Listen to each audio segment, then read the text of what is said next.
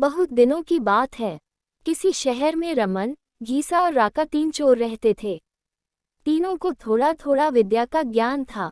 तीनों चोरों को विद्या का ज्ञान प्राप्त होने के कारण बहुत घमंड था।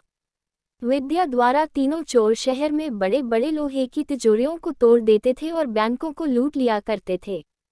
इस तरह तीनों चोरों ने शहर के लोगों की नाक में दम कर रखा था। एक बार तीनों चोरों ने एक बड़े बैंक में डकैती करके सारा माल उड़ा दिया। तब पुलिस को खबर हुई तो तीनों चोरों को पकड़ने के लिए तलाश करने लगी, मगर तीनों चोर पास ही के एक घने जंगल में भाग गए।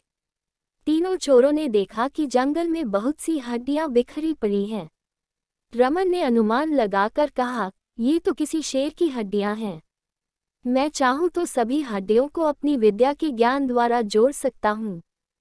गीसा को भी विद्या का घमंड था, सो वह बोला, अगर ये शेर की हड्डियां हैं तो मैं इनको अपनी विद्या द्वारा शेर की खाल तैयार कर उसमें डाल सकता हूँ। रमन और गीसा की बात सुनकर राका का भी घमंड उमड़ पड़ा और उसने कहा, तुम दोनों इतना काम कर सकते हो तो मैं भी अपनी विद्या द्वारा इसमें प्राण डाल सकता हूँ। तीनों चोर अपनी विद्या का प्रयोग करने लगे। कुछ देर बाद रमन ने सारी हड्डियों को जोड़ दिया और गीसा ने शेर की हुबहू जान डाल दी। थोड़ी देर में तीनों चोर सामने एक जीवित भयानक शेर को देखकर थर-थर कांपने लगे। मगर शेर के पेट में तो एक दाना नहीं था। वह भूख के मारे गरजता हुआ तीनों चोरों पर हमला कर बैठा और मारकर खा गया। शेर मस्त होकर घने जंगल की ओर चल दिया।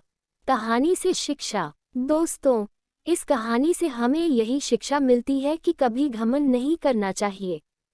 घमंडी को हमेशा दुख का ही सामना करना पड़ता है। यदि तीनों चोर अपनी विद्या का घमंड न करते तो उन्हें जान से हाथ न धोने पड़ते। हमें अपनी विद्या का प्रयोग सोच समझकर करना चाहिए।